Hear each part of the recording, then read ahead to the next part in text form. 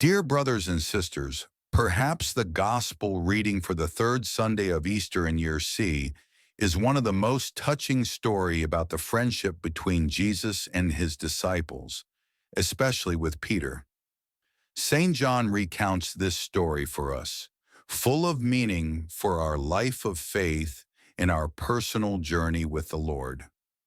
One thing that becomes quickly apparent is the longing to return to a normal life after following Christ. We see the disciples returning to their former way of life. Before following Jesus, they were fishermen. After experiencing his death, they go back to fishing. What does that mean, dear brothers and sisters? It means that their journey of following Jesus, their experience of being with him, now feels like something of the past, a memory. They had beautiful experiences, moments of glory, but they also had dark ones. They abandoned him, denied him, ran away, and saw their teacher die shamefully on the cross. Then they heard the news that he had risen, but all of that seems to be placed in the past. This is one of the meanings we can deeply relate to in our own lives today. Think back, when we just came out of the COVID pandemic, in some way, we had survived years of great difficulty. We faced loss and fear. We also encountered people who loved us and supported us, but we also saw people afraid of us, avoiding us. Betrayal, isolation, the most terrifying things imaginable. Many of us experienced them during that time. And then what happened? After COVID, didn't many of us just return to our old lives? We thought it was all over, something behind us. We returned to our routines, to our old jobs, to our usual way of life. But are we perhaps walking down that same road the disciples did? Life today is back to being busy, noisy, and rushed. And if we don't allow the lessons of memory, of history, of all that we went through to become a part of us, we run the risk of losing the experience, of missing out on what God was trying to teach us to help us grow. The apostles were the same. Returning to their old life meant going back into the night, back into a silent human experience where they bore no fruit. They caught no fish, achieved nothing. What happened next? After a night of catching nothing, Jesus appears to them on the shore. He doesn't scold them. He simply asks, "Children, do you have anything to eat?" And all they can say is, "We have nothing." But pay attention. It is the disciple whom Jesus loved who first recognizes him. He is the one who is able to hear the voice of the Lord and tells the others, "It is the Lord." There is something strange in this gospel passage. When Peter hears the words, "It is the Lord," he immediately puts on his outer garment and jumps into the sea. But who puts clothes on to swim? Normally, we take clothes off when we go into the water. So why does Peter put on his garment before jumping in? The original Greek uses a word that refers to an inner garment, a kind of cloth or towel. Interestingly, in the Gospel of John, this action of putting on a towel only happens twice.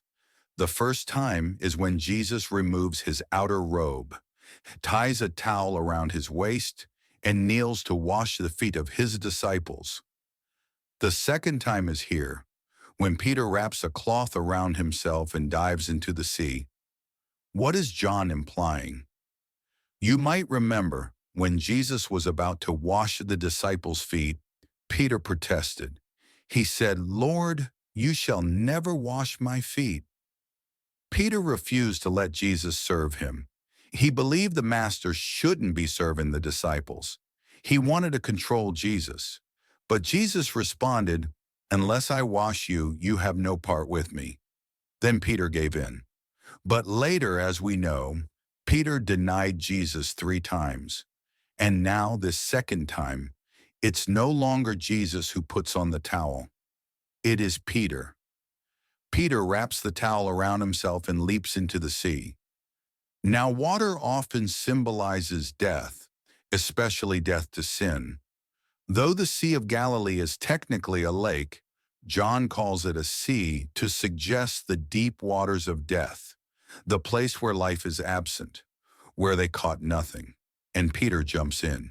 He enters the place of death, the place where many sinners feel lifeless due to guilt, pain, betrayal. When we are stuck in such a place, what happens to us? We lose faith, we lose joy, we feel alone.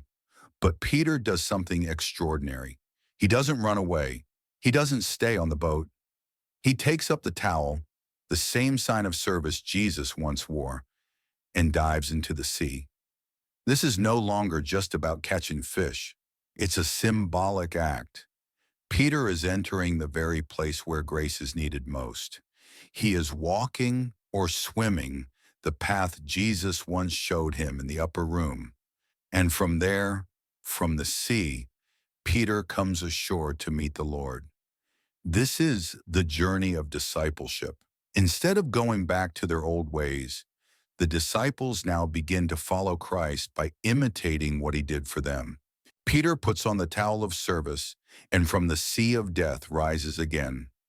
This time not to deny Jesus, but to follow him with deeper understanding, humility, and love. The second striking detail is this. When the disciples come ashore, do they see Jesus? The gospel doesn't say they saw him directly. Instead, what they see is a charcoal fire with bread and fish laid upon it.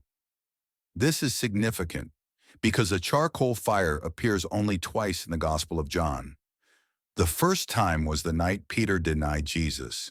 Jesus was being questioned inside the high priest's house, while Peter sat outside by a charcoal fire, afraid, lying, and denying his Lord 3 times. Now, for the second time, we see a charcoal fire, but this time it is Jesus who has prepared it. And on that fire, he has laid bread and fish, a quiet invitation to a new beginning. It is no longer the place of fear and denial. It is now the place of forgiveness and restoration. The fire that once witnessed Peter's betrayal now becomes the fire at which Jesus offers him mercy. And what does Jesus place there? Bread, the same bread he once broke at the Last Supper, saying, "Take and eat, this is my body." This is deeply symbolic. Around the Eucharistic table, Jesus continues to break himself for us, even though we, like Peter, have failed, denied, and turned away in our weakness. Yet he still invites us back. He doesn't shame us. He doesn't bring up our betrayals. Instead, he simply offers love again, in the most familiar way, with bread, with fire, with presence. And that is when the disciples see, not Jesus' face at first, but his love, burning in the fire, waiting in the bread, gently reaching toward them. Then comes the moment. Jesus turns to Peter and asks not once, but 3 times, "Do you love me more than these?" Can you imagine that question being asked of you today as you approach the Eucharistic table? Do you love me more than your husband, wife, children? How would you answer? Maybe you'd say, "Lord, I come not because I love you most, but so that you can help me love my family well." Because if we're honest, many of us have turned away from God because of family pain. We begged God to change someone we love. We cried to him when we were betrayed. And when nothing changed, we slowly drifted, maybe even stopped believing. So why does Jesus ask, "Do you love me more than these?" Is he selfish? Does he demand exclusive love? He is showing us the logic of divine love. Only when we love God above all else can we truly love those whom God loves, including our spouse, our children, our family, even our enemies. Only when we love God first can we love others as He loves them, with mercy, with patience, with the strength to forgive, and the courage to die for them if needed. This is how God loves to the point of the cross, and that is the love He invites us into. So how does Peter answer? Peter does not say, "Lord, I love you." He says, "Lord, you know that I love you." Why? Because Peter has learned something. After all his failures, he no longer trusts in his own bold declarations. He doesn't boast anymore. He simply appeals to what Jesus already knows. He says, in essence, "Lord, you know everything. You know me better than I know myself. You know that, despite everything, I do love you." That's not just humility, that's transformed love. A love born not of pride, but of grace. But how could Peter say, "Lord, you know I love you"? How could Peter claim to love Jesus, yet say that Jesus knows it better than he does? Because Peter was right, dear brothers and sisters. Think back. Before Jesus' passion, Peter had said boldly, "Lord, I will follow you wherever you go. I will lay down my life for you." But what did Jesus say? "Before the rooster crows twice, you will deny me 3 times." And Peter didn't believe him. Peter thought he loved Jesus, but he didn't yet understand the weakness of his own heart.